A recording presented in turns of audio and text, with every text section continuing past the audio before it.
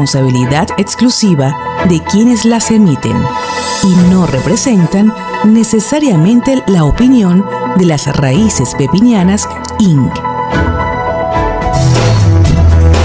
Radio Raíces, la voz del pepino presenta Desde la Raíz. Con ustedes las periodistas Ivana González y Anaidí Soto. Que lo disfruten.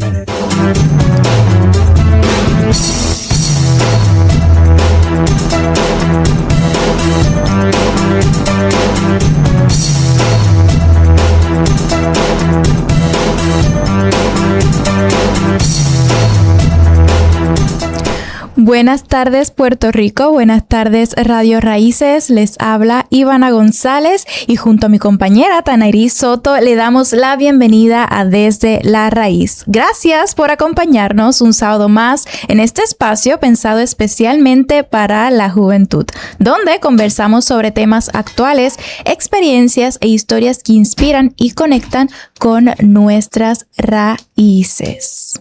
Los invitamos a que se continúen con la conversación a través de nuestras redes sociales que nos encuentran como Desde la Raíz.radio. Desde la Raíz.radio nos encuentran en Facebook, Instagram y TikTok. Allá estamos subiendo contenido toda la semana.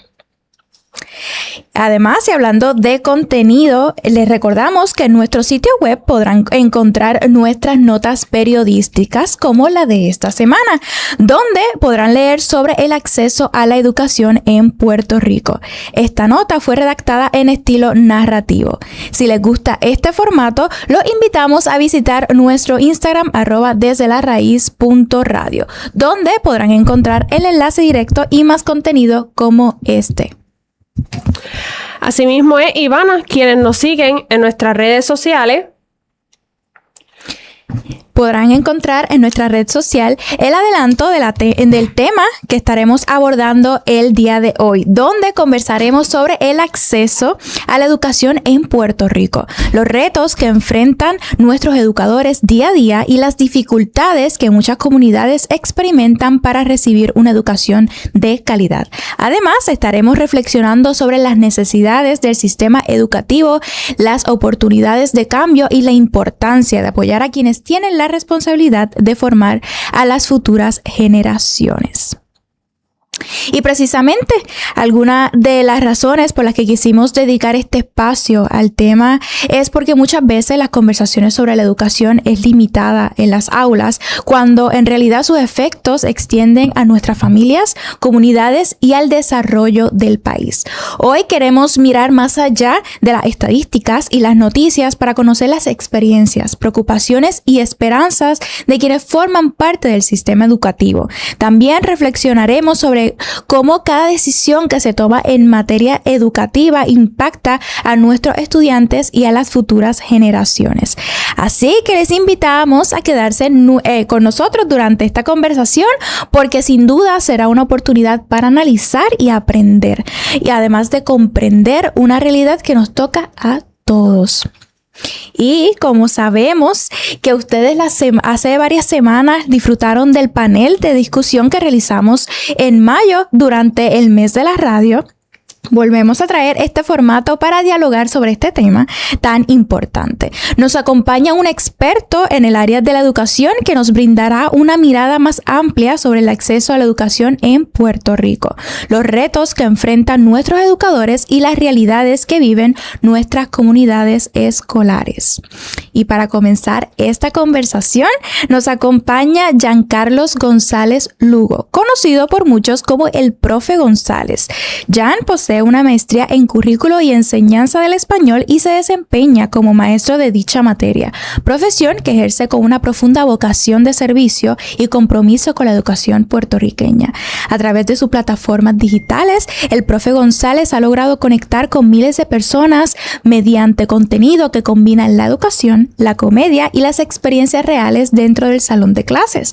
Con un estilo auténtico y cercano, comparte tanto las alegrías como los desafíos que enfrenta representan el magisterio, permitiendo que estudiantes, padres y la comunidad conozcan de cerca la realidad de nuestros educadores. Su trabajo va más allá del entretenimiento. Su contenido busca dignificar su labor docente, fomentar el diálogo sobre la educación y destacar la importancia del maestro como agente de cambio dentro de la sociedad. Además, se ha convertido en una voz que promueve la empatía, el compromiso y la valoración de la profesión docente. Hoy va a compartir su experiencia como educador, su visión sobre los retos que enfrenta el sistema educativo y la importancia de continuar apostando por una educación de calidad para las futuras generaciones. Le damos la bienvenida desde la raíz a Giancarlos González Lugo, o mejor conocido como el Profe González. Agradecido. Un saludo a todos los radioescuchas que nos están oyendo hoy. Agradecido con Radio Raíces, las dos periodistas, y amé la introducción que me hicieron, está preciosa. Así que nada, agradecido por toda la oportunidad, y estamos aquí para compartir conocimiento desde una perspectiva como maestro, como estudiante y como un docente de vocación.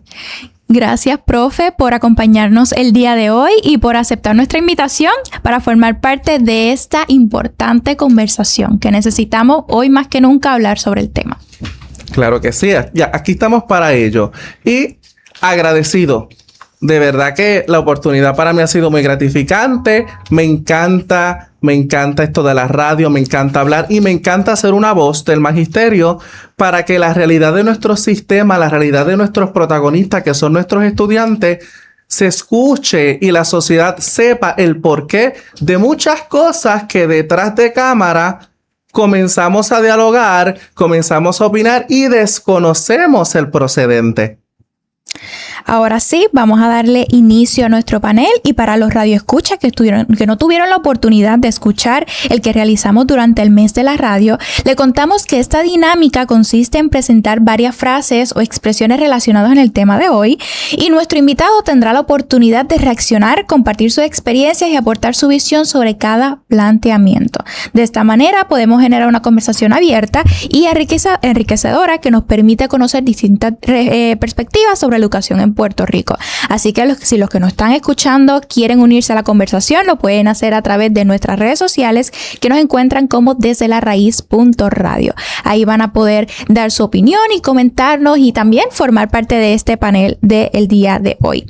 Ahora sí, ¿están listos? Vamos a comenzar con el panel de hoy. La primera pregunta es: ¿la educación pública en Puerto Rico está sobreviviendo o avanzando?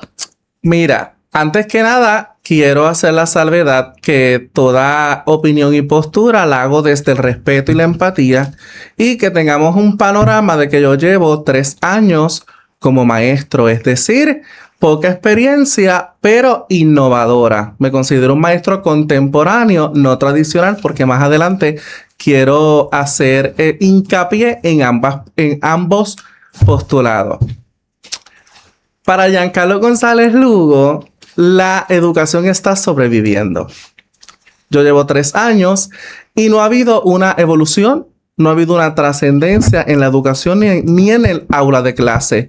Yo hace 8 años me gradué de escuela superior y la educación sigue siendo la misma de cuando yo estaba en escuela superior. Y estamos hablando ya casi de una década que ha transcurrido y la educación sigue siendo la misma. ¿Por qué digo que está sobreviviendo? Porque el maestro en la sala de clase hace de tripas corazones. ¿Han escuchado esa frase coloquial de tripas corazones? Y el maestro es el ser más hermoso. El maestro es el ser más grande. Sabemos que toda la base del mundo es el maestro. Toda la base de las profesiones es el maestro. Toda base para llegar a cualquier lugar es el maestro. La educación sobrevive, puesto que no ha habido un cambio de quienes tiene que haberlo. El maestro puede evolucionar en la sala de clase, pero no es lo mismo que evolucione el maestro a que evolucione el sistema.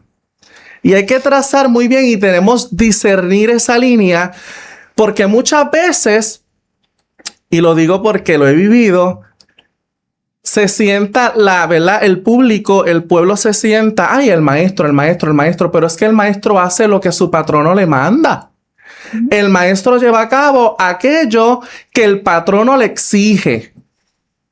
Entonces, estamos sobreviviendo como todas las facetas y todos los departamentos, tanto de la isla como a nivel mundial. El sistema sobrevive, el maestro sobrevive y los estudiantes sobreviven a los procesos. Porque es que tengo que cuidar lo que digo. Quiero unirme a eso que mencionas, que estabas diciendo que cuando te graduaste de escuela superior sigues viendo lo mismo. Y puedo decir que yo también, o sea, cuando que puedo ver ahora, ¿verdad? Las escuelas y seguirlo un poquito por redes sociales, porque ya realmente no tengo algo cercano o alguien que esté en escuela superior o en alguna escuela pública. Y le puedo decir que sí, porque recuerdo que cuando yo estaba en escuela, en elemental, recuerdo que los profesores eran mucho de quisiera darle este material, quisiera hacer tal cosa, pero no tengo para sacar una copia. Correcto. No hay materiales en la escuela, no hay marcadores para la pizarra. Entonces, recuerdo ese modo de supervivencia que tenían los maestros en la escuela, en los salones de clase, porque no tenían los materiales para poder hacerlo. Y también puedo decir que está avanzando en el hecho de la tecnología. Ahora ya van implementando, me corrija porque eres maestro, sí, que ahora vemos cómo van integrando que si televisores, porque a nosotras quizás nos tocó un televisor o una computadora, pero ahora podemos ver ese avance. Así que creo que esas dos cosas. Al inicio hice una salvedad y es que tenemos la educación tradicional, la sistemática y la contemporánea, la innovadora. Y ahí ese ha sido el avance. Vamos a hablar claro, ese ha sido el avance. El avance ha sido que nuestros salones han sido diseñados para impactar a una comunidad digital.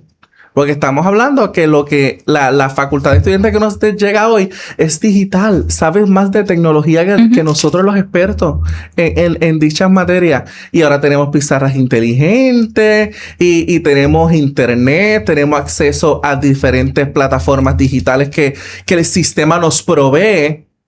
Pero más allá de suplir un ambiente innovador, yo necesito que la base cambie. Yo necesito que esos papeles que se le llaman currículo innoven. Es imposible que yo llegue a todo lo que me pide mi sistema como maestro. En 4 meses, en 182 días lectivos, que es lo que me da el calendario. Y ahí también llegamos al punto donde la tecnología está avanzando, estamos innovando los salones de clase, pero el material que le vamos a impactar a estos estudiantes está también innovando. Correcto. Y esa es la disyuntiva y ese es lo que los nenes me traen. A mí no me interesa esta lectura. Y yo trato de buscar la manera de cumplir con lo que me piden, pero yo tengo que desviarme porque para que el estudiante tenga un aprendizaje, que es mi propósito en el salón de clase, para que el estudiante aprenda, yo necesito activar su curiosidad. ¿Y cómo yo voy a activar la curiosidad? Con lecturas que ni a mí me interesan, mucho menos a ellos. Pero ahí entra el maestro.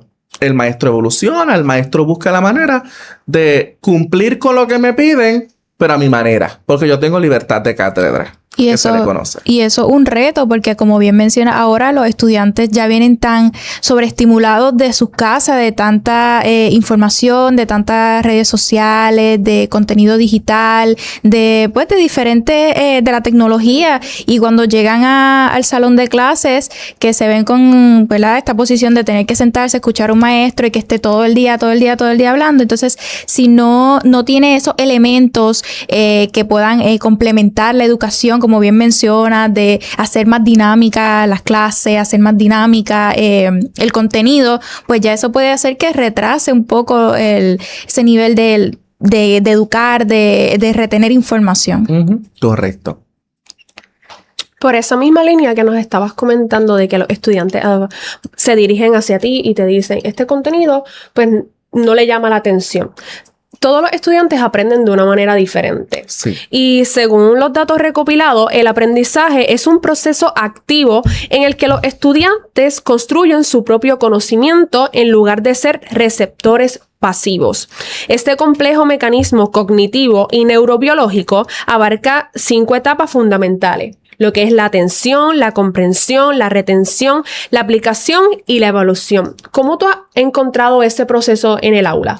Mira, yo soy fiel creyente que el salón de clases yo lo defino con una sola palabra y es diversidad. Como bien menciona la estadística, no todos los estudiantes aprenden de la misma manera. Y soy fiel creyente que el estudiante aprende cuando construye su propio conocimiento, como dicen los teóricos. Cuando el estudiante construye su propio conocimiento, ahí es donde el maestro tiene éxito. Porque no es lo mismo yo dar una clase tradicional, pararme al frente, hablar y that's it, porque aquí hablamos los 2 idiomas. Y that's it. A buscar la manera de que mi estudiante construya su propio conocimiento. Por ejemplo, les voy a dar un panorama. Yo soy maestro de español, de superior. ¿Qué sucede? Que para que el estudiante construya su propio conocimiento, yo necesito que el estudiante pase por unas etapas lingüísticas. Vamos a enseñar lo que es el cuento. Pues primero vamos a la teoría, a la letanía. Y vamos a explicar lo que es un cuento, sus elementos. Luego vamos a pasar a leer un cuento. Y luego de ese cuento, ¿cómo el estudiante construye su conocimiento? Creando. El estudiante construye su conocimiento creando, llevando a cabo, poniendo en práctica. Pues luego que sabe lo que es un cuento, que lo lee, vamos a crear un cuento. Tú tienes la capacidad, ya yo te di la herramienta. Ahora yo quiero que tú crees ese cuento, pero ¿cómo tú puedes crear ese cuento? Y ahí yo aplico los acomodos razonables y la instrucción diferenciada. Tú me puedes crear ese cuento de manera narrativa en Word, en una presentación de PowerPoint, en una obra de teatro, y ahí yo cumplo con la diversidad en el salón de clase. ¿Que es algo tedioso? Claro que sí, porque el maestro tiene la obligación de cumplir con las necesidades de sus estudiantes y buscar la manera de que los 30 estudiantes del salón entiendan el tema. Pero el maestro le da unas herramientas diversas, por eso es diversidad. ¿Cómo yo puedo saber y evidenciar que tú tienes el conocimiento? Creando. Y eso yo lo aprendí cuando entré a la universidad. El estudiante aprende por medio de la creación, de la práctica. Eso, yo lo que quiero que la sociedad entienda es que hace 20 años atrás el estudiante aprendía simplemente escuchando. Y hay estudiantes que en la actualidad lo hacen y los respeto y a mí me encanta. Pero según las generaciones trascienden, la educación tiene que trascender. Si estamos hablando de una sociedad de estudiantes tecnológica, vamos a brindarle las herramientas para que ellos a través de la tecnología nos demuestren el dominio de la materia. No sé si contesté tu pregunta. Sí, está contestada. También por esa misma área, el maestro también tiene que brindarle como que esa individualización al estudiante, porque hay algunos que van a avanzar más que otros. ¿Te ha tocado también ese proceso? Sin duda alguna. Todos los estudiantes aprenden de diferentes formas, como mencioné anteriormente. Y eso conlleva a que unos aprendan más rápido y otros un poquito más a su tiempo. Y es muy válido y hay que respetarlo. Y a mí me encanta ver cómo cada uno de mis estudiantes, cada uno, no un grupo en general, cada uno de mis estudiantes evolucionan a su ritmo. Pero claro, el profe le pone presión porque yo necesito prepararlo para la vida universitaria, para la realidad de la vida, porque no todo es pinches and cream, como ellos dicen. No, yo te entiendo. Y yo quiero ayudarte y yo sé tu capacidad y yo sé que tú eres capaz. De lo que me hacías la semana pasada en 1 hora, hoy me lo vas a hacer en 40 minutos. Porque tú tienes la capacidad, yo voy a ti. Y eso va preparando al estudiante. Se respeta cómo cada uno aprende. Pero el maestro, según su experiencia y su expertise, debe ir ajustando ciertos aspectos en el estudiante para prepararlo para la vida por venir. Porque la escuela no simplemente te prepara para aprender ciencia, español, matemática, inglés, educación física. No. La escuela te prepara para la vida. Porque eso, no sé si uno tiene una pregunta, no sé. Pero la escuela hoy día se ha convertido en un centro de moral y principios. La escuela hoy en día no simplemente te enseña lo que tiene que enseñarte. Te enseña más allá. Te enseña lo que se debe trabajar en la familia. Incluso, y algo que yo aplaudo, el sistema en los currículos ha implementado los valores, la ética, la equidad, y eso a mí me fascina, porque la escuela te prepara de manera integral. ¿Y qué es ser integral? Todas las facetas de la vida del ser humano, profesional, educativa, personal, psicológica, psicométrica, de toda la base para la vida, la escuela prepara al ser humano. Y también los estudiantes pasan mucho tiempo en la escuela, así que hoy día tengan esa oportunidad. Pasan más tiempo en la escuela que en el hogar. Sí, claro. Recuerdo que, y ahora que tienen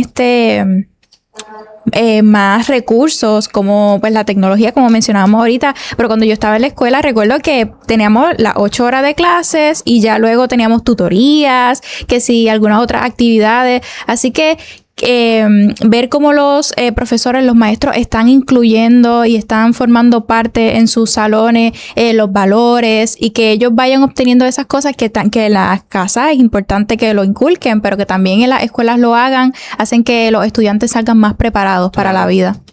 Eso también ayuda a los maestros porque llegan muchos estudiantes con situaciones de la casa que quizás se los comentan a sus padres, como algunos que no se atreven a dialogarlo con sus padres y llegan al aula y le dicen, Mister, te tengo que contar algo. Sí. Encuentran un refugio en los maestros. Mira, te voy a contar una experiencia bien rápido.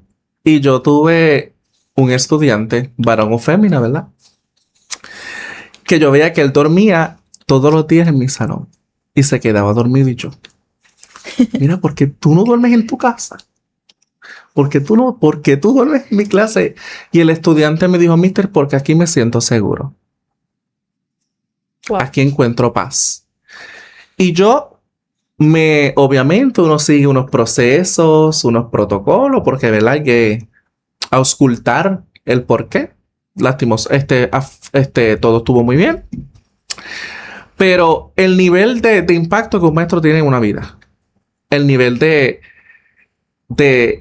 impacto que el ser humano puede tener a lo largo de su vida gracias a un maestro.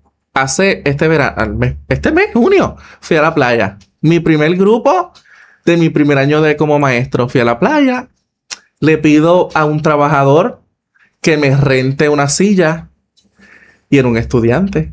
Y un estudiante de esos que son, ¿sabe qué? Que tienen la música por dentro y que son bien avispados y que... Y yo le tuve que llamar la atención varias veces y me acuerdo que en esa playa él me dio la silla y no me la cobró.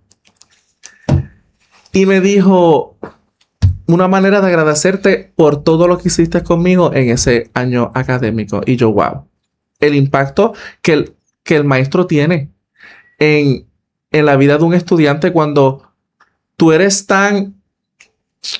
Yo digo que cuando un maestro es maestro de vocación, se nota. Llega. Y se nota. Se nota.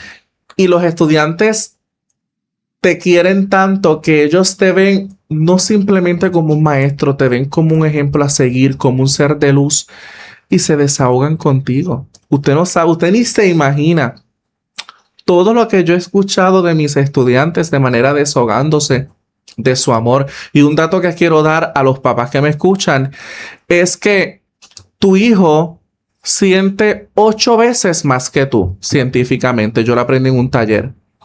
Y puede que para nosotros una relación de 2 semanas con un noviazgo me dejó, ¡ay! Me busco otro y ya. Pero hay estudiantes que socavan en sus sentimientos, caen en una depresión, caen en una ansiedad, y muchas veces los papás como que no me lo toman en serio. ¿Qué problemas tú tienes a esa edad, nene? Si tú vives, yo te lo doy todo. No. Hay que tener cuidado cuando un hijo viene donde ti y te dice, me está pasando esto, me siento así, no sé qué hacer. Siéntate y escúchalo, y siempre recuerda esto: siente 8 veces más que tú. Siente la tristeza 8 veces más intensa que nosotros, que ya estamos desarrollados, porque obviamente están en pleno desarrollo. Tenemos otra pregunta. ¿Qué pesa más en la educación? ¿La falta de recursos o la falta de apoyo? Uy. ¿Qué pesa más? ¿La falta de recursos o la falta de apoyo? Mira, ambas son importantes y vienen de la mano. Porque si yo tengo recursos, tengo apoyo. Pero pesa mucho más la falta de apoyo.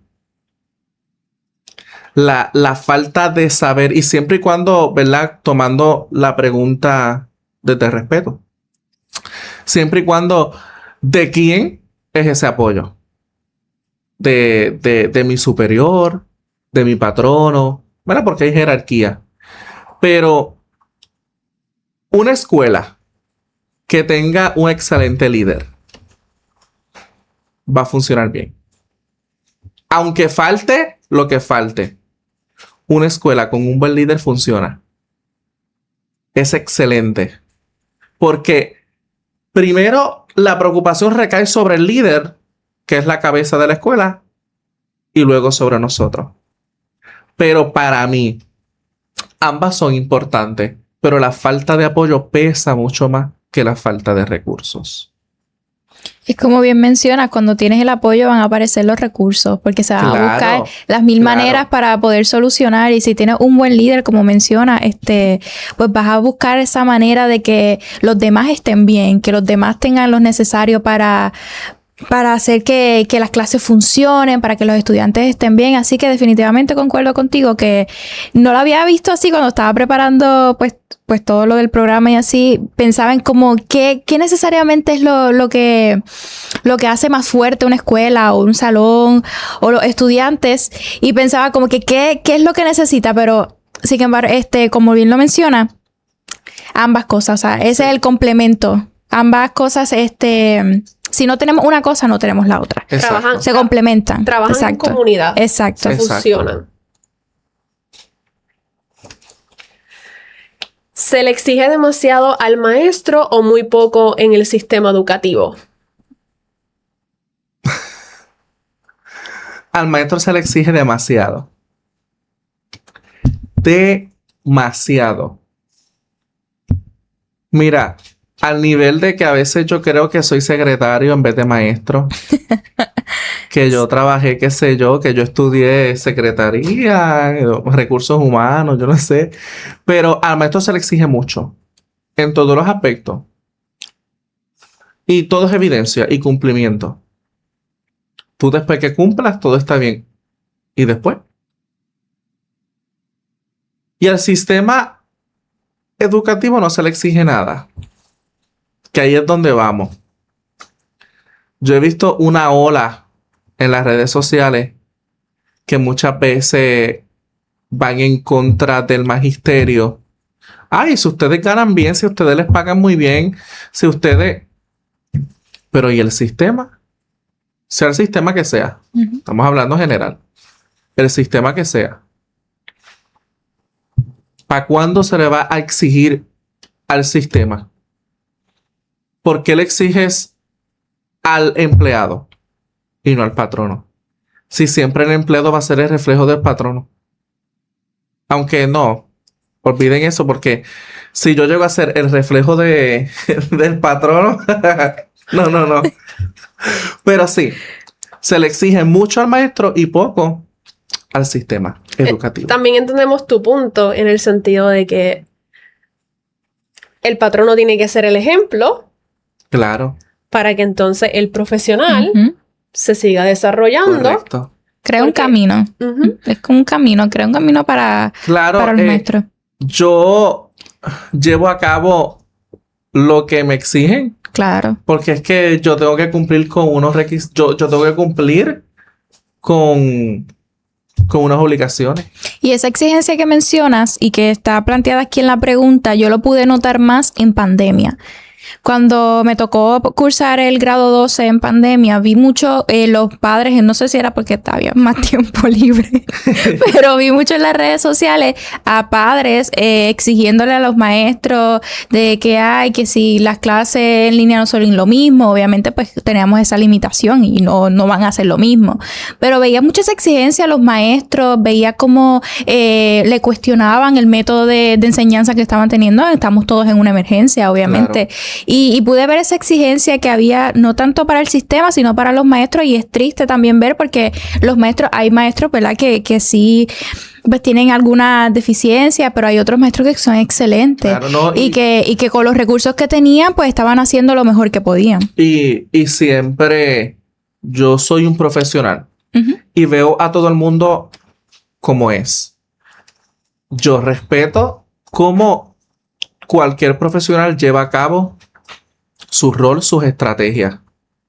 A ver, yo no puedo ir a la oficina de un doctor a decirle cómo él tiene que llenarme el papel de planes médicos y el referido. Vamos, seamos conscientes. Yo no puedo ir a la oficina de un contable a decirle cómo él tiene que llenarme la planilla. Ni puedo ir a la farmacia a decirle al farmacéutico que esa píldora no puede ir ahí o no puede mezclarse.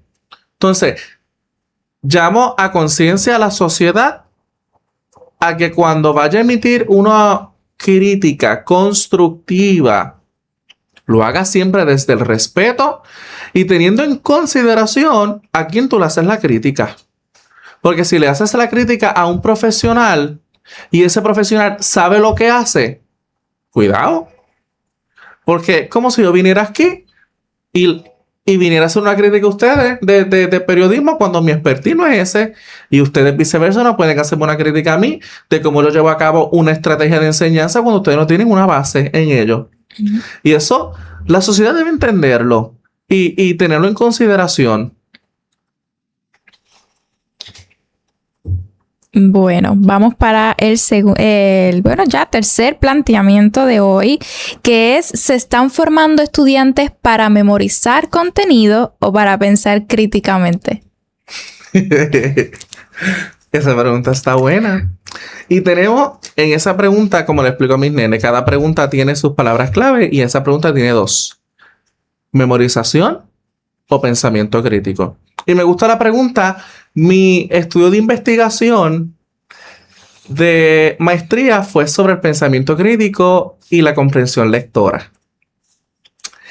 Y yo la trabajé desde dos perspectivas diferentes: la educación tradicional y sistemática y la educación innovadora y trascendental. La educación tradicional memoriza. La educación contemporánea e innovadora lo lleva al pensamiento crítico y a la comprensión lectora.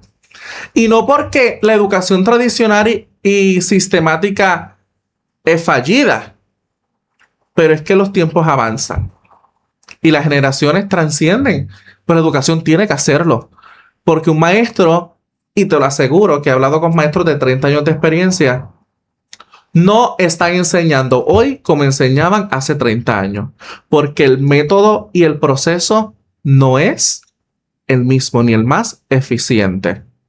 Yo no puedo enseñarte a ti como yo enseñaba cuando escribía en pizarra de tiza, ni cuando enseñaba con una novela física. Yo, que amo las novelas físicas en libro, tengo que pasar a lo digital. Y tengo que tratar de buscar esa lectura digital para que el estudiante llegue a un pensamiento crítico, pero a través de la tecnología, porque todos giran en forma de ello. Claro, siempre está ese grupito de estudiantes que le encanta lo físico, le encanta sentir el libro, incluso su olor, pero hay que evolucionar.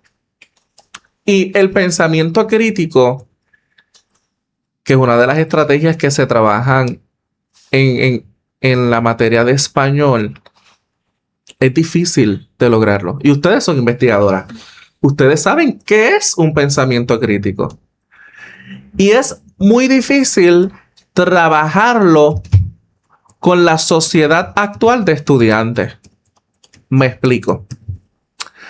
Los estudiantes de hoy día, no todos tienen interés en aprender. Y ese es el principal problema que hay. Que no es ni el sistema, es la sociedad estudiantil. Le ha perdido pertenencia a la educación. Ha perdido el rumbo. Y hay una facultad, y hay un grupo de padres que igual, que ve la escuela y la educación como un cuido. Lastimosamente, lo digo siempre desde el respeto, pero lo ve como un cuido. Se convoca una reunión de padres, no llegan 10. Y hay más de 500 estudiantes, por poner un ejemplo. Los estudiantes no quieren leer, no quieren analizar, no quieren. Entonces, la educación de hoy memoriza o crea pensamiento crítico. Esto es una cadena. Primero está en el maestro. Educación tradicional o contemporánea. Y luego recae sobre el estudiante. ¿Quieres aprender a desarrollar tu pensamiento crítico o no? ¿Estás dispuesto? Vamos a trabajarlo. Pero el maestro ni el sistema, y aquí las cosas se hablan clarito y de frente, como mi frase, ni el sistema ni el maestro puede lograr en los estudiantes cuando el estudiante no quiere. Entonces, precisamente esa pregunta, ¿cuál fue la pregunta? Perdóname, para tomarla bien. ¿Se están formando estudiantes para memorizar contenido o para pensar críticamente? Yo estoy seguro que el maestro está formando estudiantes para pensar críticamente. Pero no sabemos el estudiante. El maestro puede darle las estrategias, las herramientas, pero si el estudiante no tiene interés, yo te aseguro a ti que no va a servir de nada. Por eso el maestro tiene que enseñar de manera innovadora y contemporánea para tratar de captar el interés del estudiante. También ahí entra el interés del estudiante, como comentas, porque hay algunos que se van a enfocar más en obtener quizá una nota más alta. Justo eso iba a mencionar. Y memorizar. O hay otros que quizás le importa más pensar críticamente, aunque no obtengan una nota alta. Correcto. Y ahí entramos. Ahí entramos a otro ámbito. ¿Qué es más importante? ¿La calificación o el aprendizaje? Y yo hice un video para mis redes sociales hace poco que yo decía eso. Y yo quería llevarle a todo el mundo, pero específicamente a los padres, que una calificación no define al estudiante. Una nota, una letra, no define la capacidad, el potencial y la inteligencia del estudiante. El estudiante puede ser de 4 puntos. Y eso no te asegura a ti que va a ser un profesional. Vamos a hablar las cosas como son. El estudiante puede ser de 2 puntos. Pasar arrastrado la escuela superior y terminar siendo un doctor. Termina siendo una técnica de uña, un barbero. Como también hay de 4 puntos que llegan a lo máximo y eso está brutal. Pero el principal objetivo es que pensamos, no, mi hijo es de 4 puntos. Que ¿Qué mide eso? ¿Qué mide? Y puedo hablar de ese, pues, lo que estamos planteando sobre las calificaciones y demás, porque yo en mi escuela siempre me destaqué por tener un buen promedio. Pero cuando yo llegué a escuela superior, me di cuenta que yo estaba en ese modo automático de estoy estudiando y estoy embotellando mi información solamente por una calificación. Correcto. Llegué a ese punto. Y no era porque mi casa me exigía, era una exigencia que yo misma, mientras iba creciendo, me iba planteando en mí que yo tengo que tener buenas notas porque yo sé que yo voy a poder entrar a una buena universidad. Era como que esas ideas que ya venían de que, si tú tienes un buen promedio vas a poder entrar a esta universidad. Si tienes un buen promedio te van a recompensar cuando te gradúes del 12, que te van a dar todo esta... un cheque, no sé qué. Entonces, ahora que estás hablando y estoy como que recordando todo eso, llegué a un punto en que ya no me estaba enfocando tanto en aprender, sino era más en embotellar esa información para pasar un examen, y era no solamente esa presión académica, sino también esa presión de que ahora mismo una nota va a definir quién voy a ser yo en el futuro, o define qué voy a lograr yo en un futuro. Entonces, definitivamente, como bien mencionas, es una presión que se está llevando tan grande que los estudiantes, voy a hablar por mí, que llega a un punto de embotellar mi información y no tanto aprovechar todas las herramientas que me estaban dando los profesores, los maestros, para yo crear, tener ese análisis crítico, de salir de escuela superior quizás un poco más, con más información y llegar a la universidad más informada, con más recursos.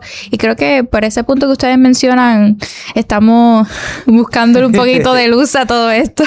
Que unas notas, como me recuerda a un maestro que me comentó esto en escuela superior, una nota no define tus capacidades. Correcto. Porque los jóvenes tienen sus capacidades en diferentes áreas, y habilidades en diferentes áreas. Uno en las comunicaciones como nosotras, tú en la educación, hay otros jóvenes que se desarrollan en lo que son las artes, el deporte. Todos tienen capacidades diferentes y todos son importantes. Sí. Inteligencias múltiples, somos personas integrales. Y otro video que hice para las redes, quería llevar al papá a pensar, porque yo me llevo las preocupaciones de mis estudiantes y a través de las redes sociales yo como que tiro la puya al papá para que el papá me escuche. Y no todos son buenos en matemática, español, ciencia, pero sí en arte, teatro, danza, baile, emprendimiento, logística, creación. Y eso es algo que también hay que entender. Y eso es algo que yo como maestro he entendido, que un estudiante no es bueno en lenguaje, en idioma, pero es excelente en artes visuales, y para la fiesta de la lengua hace espectacular póster y lo llevamos a competir, pero no es bueno en redacción. Pues yo le ayudo en redacción y él hace el póster. Es respetar la diversidad de cada persona. Como bien menciona Tanairi, no somos buenos en una cosa, pero somos excelentes en otra. Y eso son las inteligencias múltiples. Cómo yo también puedo enseñar a través del interés del estudiante. Si tú no quieres escribirme un párrafo, dramatízalo. Si no quieres redactar tal cosa, hazme un dibujo y explícamelo. Porque los que no son buenos en una cosa, de algo yo estoy seguro, y es que todo el ser humano es bueno en algo. El estudiante que me dice, no, yo no soy bueno en nada, no, yo no sé. Mentira. Tienes que descubrirlo. Todo ser humano es bueno en algo. Simplemente tienes que descubrirlo, y eso a mí me encanta. Saber que 5 son buenos en español, 2 en matemática, 3 en artes visuales, 6 en literatura, y tengo una que decora y tengo otra que hace manualidades. Eso a mí me fascina, porque esa es la diversidad en un salón, y es un salón saludable. Cuando se le da libertad al estudiante a que lleve a cabo su conocimiento a través de lo que él domina, es una sala de clases saludable. Y que ellos en el aula pueden ir desarrollando esas capacidades también. Y la identificaron. Y descubrí también, porque en escuela superior, que es más cuando se están explorando para ver qué quieren ser en un futuro, qué profesión quieren estudiar, que puedan desarrollar esa parte del emprendimiento, del arte, de la música. Hace varias semanas tuvimos aquí a Idalí Rizarri, ella es profesora de música y hablaba sobre cómo la música ayudaba a los estudiantes a descubrir diferentes cosas, expresarse, Correcto. encontrar un escape, que para ella era bien importante que siguieran implementando la música en las escuelas para que los estudiantes tuvieran otros refugios y también otras maneras de aprender. Claro. Y hablando de escuela superior, vamos con la siguiente pregunta. ¿Los estudiantes que se gradúan de escuela superior llegan con las herramientas necesarias para la vida universitaria? Clarito y de frente, va a depender del estudiante. Uh-huh. Ahí sí, la opinión mía la doy al 100%. Depende del estudiante. Bueno, hay dos panoramas. Es que yo siempre estoy pensando cómo puede pensar los radioescuchas. Sí, pero si el maestro no le da las herramientas, pero si el maestro sí se las da. Uh-huh. Tenemos dos perspectivas. Si el maestro se las da, el estudiante debe tenerlas, siempre y cuando él las lleve a cabo. Pero si el maestro no se las da, el estudiante no las va a desarrollar.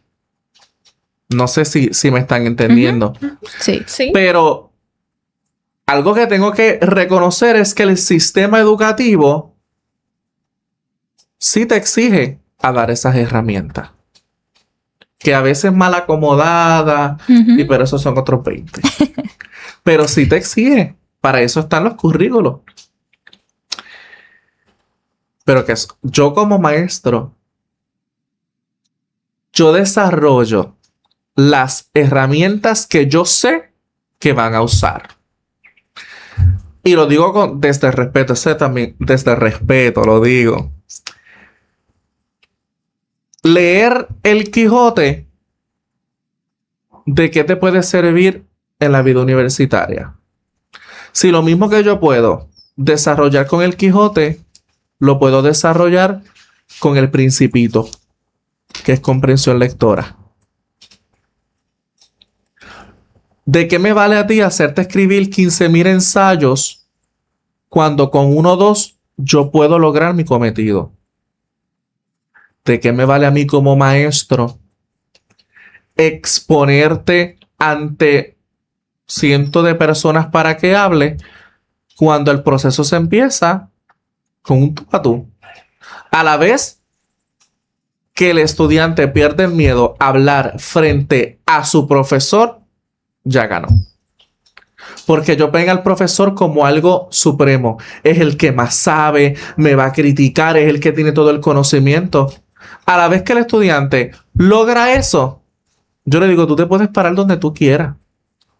Porque ya tú, ese golpe porque el mayor miedo, y ustedes que son periodistas me imagino que pasaron, es el mayor miedo de equivocarse al hablar. Sí. Y los estudiantes también. Pero es parte del proceso. Entonces ellos me dicen, mister, pero es que tú sabes mucho. ¿Y? Yo no voy a juzgarte ni a criticarte, ni mucho menos a interrumpirte para decirte te equivocaste. No, eso se clarifica al final. Yo no voy a interrumpir tu diálogo. Pero a la vez que uno rompe con ese miedo de como empezar en la radio. Uh-huh. A la vez que tú rompes es la primera vez, la primera experiencia que tú rompes el hielo, tú fluyes. Por ello, hay que cuidar cómo el maestro brinda esa herramienta, y yo le exhorto a todos los estudiantes que aprovechen las herramientas que les da sus profesores. Que puede que hoy no les interese, pero en el mañana les van a hacer falta. Cuando entramos a la universidad, me acuerdo que en el primer curso de periodismo, la profesora nos decía mucho, pero es que ustedes no están redactando ensayos, no están redactando párrafos, están redactando una noticia. Y en esa parte era como, estamos desarrollándonos, pero a la vez me venían mucho los recuerdos de los profesores de español, todas esas cosas que aprendimos en escuela superior, ahora en la universidad, que pues que estamos implementándolo, porque al final del día el periodismo necesita mucho del español y bueno, Correcto, esto es la base de todo. Van de la mano. Sí, el saber redactar, la estructura, el desarrollo. Entonces, nosotras llegamos a la universidad con esas herramientas de escuela superior de todos los años, de saber redactar bien. Si podemos redactar bien un ensayo, podemos tener la base para redactar bien una noticia. Cualquier cosa. Exacto. Entonces, era algo que mencionaba mucho en ese primer año, y cuando ya uno va, pues cuando ya fuimos desarrollándonos un poquito más en la profesión, nos dimos cuenta que todo eso que estuvimos aprendiendo en la escuela nos ayudó, y quizás pues nosotros no lo veíamos necesario en ese momento, pero cuando lo estábamos haciendo en la práctica y cuando va pasando el tiempo, nos damos cuenta que sí, claro. que sí. Y acá entre nosotros, sin que nadie se ofenda, desde el respeto, la base, todas las materias son importantes, todas, pero para mí, una de las más importantes, y si no es la más importante, es el español. Sí, definitivamente. ¿Por qué? Sencillo. Es el idioma. Hablaste. La fonología, la fonética. Sin una clase de español, tú no hubieras podido hablar. Ni hubieras podido discernir entre lo que es un número 2, un número 4. Ni tampoco saber que esta hoja es verde y esta hoja es amarilla. Porque todo se basa en el idioma. Español y otros idiomas, claro, el inglés, que me encanta que esté la clase de inglés en nuestras escuelas como segundo idioma. Y algo que yo quiero expresar es que yo en la clase de inglés perdí mi tiempo. No le prestaba atención a la clase de inglés ni a mis maestras de inglés. Decía, ¿para qué yo voy a aprender inglés si yo vivo en Puerto Rico? Claro. Y ahora me arrepiento tanto porque a mí me hubiese encantado aprender aún más inglés del que sé, para yo poder hablar abiertamente el idioma sin temor.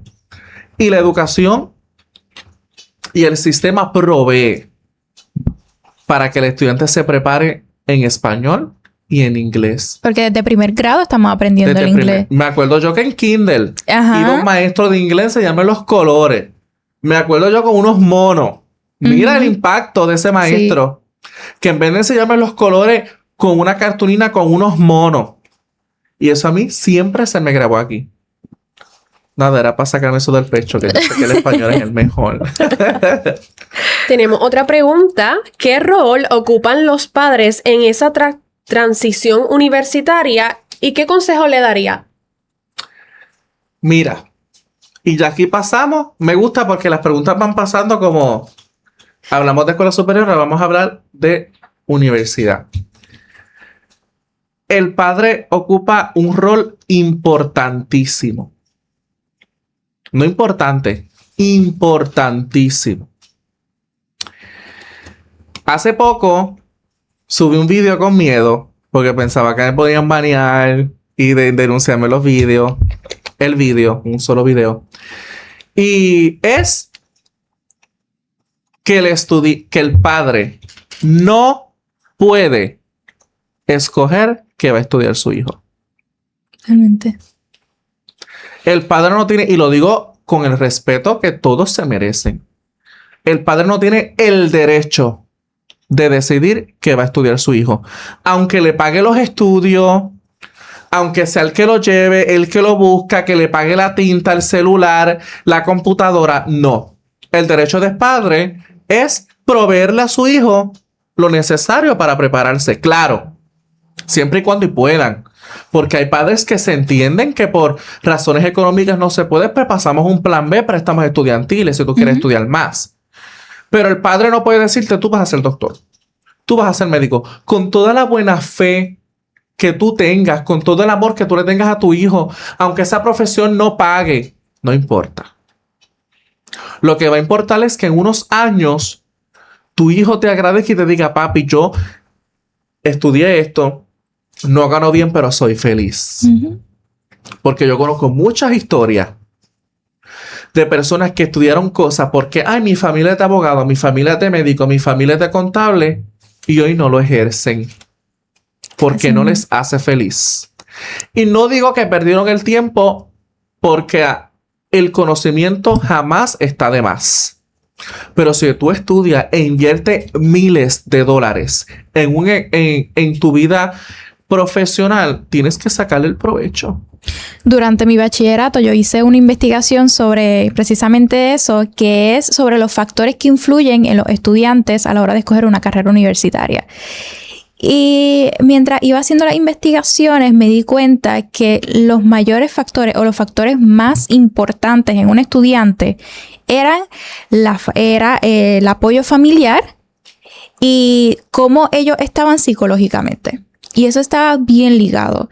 Y en la investigación y pude ver qué es esa presión que traen los estudiantes, no solamente económica, sino también el cumplir con una expectativa que los padres plantean. Claro. Es como bien menciona, de que si tienen una familia que todos son médicos, pues ok, yo tengo que estudiar medicina.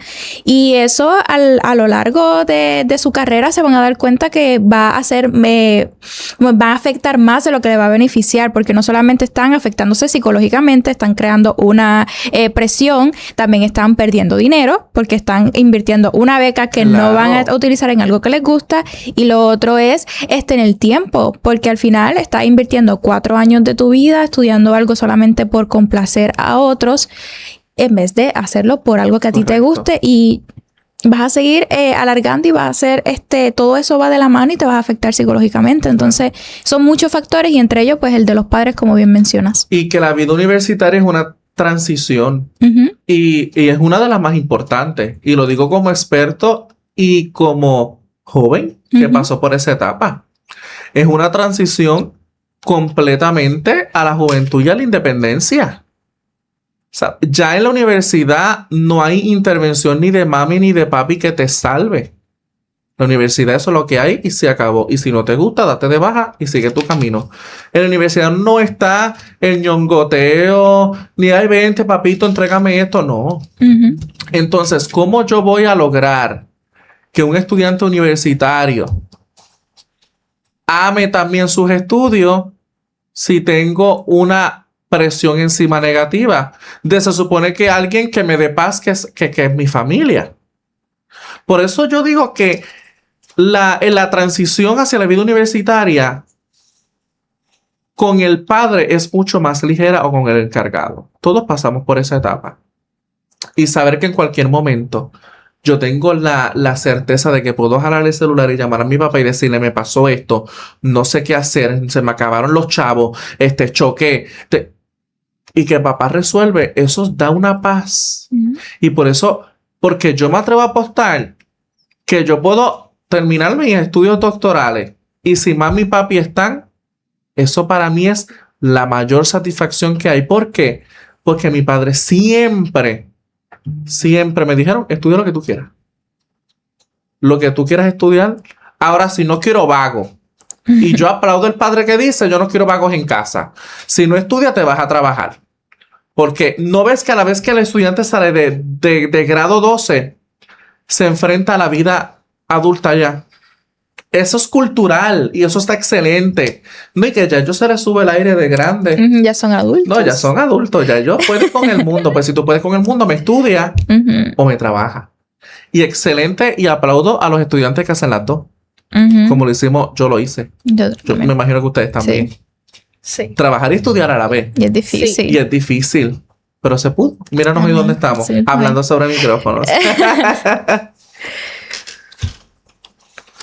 Y para cerrar, te queremos preguntar, ¿qué consejos le darías a tus compañeros maestros ante un sistema de educación que enfrenta sus retos y a los estudiantes que también están dentro de este sistema? Que nunca pierdan su propósito y que nunca pierdan de vista su esencia. Si tú estás en un salón de clase, yo te aseguro a ti que es porque en lo más profundo de tu corazón hay vocación. Porque de algo sí estoy seguro, y es que no somos la profesión mejor pagada. Si hay un maestro en un salón de clase, yo les aseguro que es porque el maestro ama educar. Porque ofertas de empleo de mejor paga hay. Pero, como dije desde un principio, no es la oportunidad de finanzas, de doctor y medicina. No. Es lo que tú amas hacer. Así que, colega que me escuchas, no pierdas tu propósito de vista y recuerda que hay ojos sobre ti buscando un ejemplo. Gracias, Jan, por tus valiosas aportaciones y por compartir tus experiencias y perspectivas durante esta conversación tan importante. Me uno al agradecimiento de Tanairí. Muchísimas gracias por acompañarnos. Ha sido una conversación increíble. Hemos aprendido muchísimo y queremos que aproveches esta oportunidad para que compartas tus redes sociales, compartas lo que estás haciendo, qué proyectos tienes. Este micrófono es todo tuyo. Ay, pues gracias. Pues mira, me pueden conseguir en TikTok e Instagram como el Profe González. Vas a encontrar contenido educativo, de comedia, de hacks, de tips. Mira, de todo lo que puedas imaginar. Mi propósito y perspectiva es enseñar lo verosímil de mi idioma, del español, y sobre todas las cosas, ser una voz para quienes no se atreven a decir las cosas clarito y de frente. Gracias por acompañarnos hoy en Desde la Raíz nuevamente. Su perspectiva, análisis y experiencia han sido de gran valor para esta conversación y para toda nuestra audiencia. Agradecemos su disposición para compartir sus conocimientos y para reflexionar junto a nosotros sobre la realidad educativa en Puerto Rico. Estamos seguros de que sus aportaciones han dejado importantes enseñanzas a todos nuestros radios escucha y han contribuido a generar un diálogo necesario sobre el presente y el futuro de nuestra educación. Gracias por aceptar nuestra invitación nuevamente y por ser parte del panel tan especial que teníamos durante el día de hoy. También agradecemos a todos los que nos sintonizaron a través de Radio Raíces 1460 AM, La Voz del Pepino. Los invitamos a seguirnos en nuestras redes sociales que nos encuentran como desde la raíz.radio para que continúen conectados con historias que inspiren como las de hoy. Nos vemos el próximo sábado a las 12 del mediodía por aquí por Radio Raíces. Y así llegamos al final de nuestro programa de hoy. Gracias por acompañarnos y por apoyar a Desde la Raíz. Esperamos que lo que compartimos hoy los inspire, los motive y los conecte con sus raíces. Como mencioné, no olviden seguirnos en nuestras redes sociales porque por allá le estamos subiendo contenido toda la semana. Nos encuentran en YouTube, TikTok y Facebook como Desde la Raíz.radio. Recuerden, lo que nace desde la raíz permanece. Esto fue Desde la Raíz por Radio Raíces 1460 AM, La Voz del Pepino. Hemos llegado al final de esta edición del programa Desde la Raíz. Los invitamos a que se comuniquen con nosotros a nuestro correo electrónico desdelaraiz@gmail.com y nos pueden seguir a través de nuestra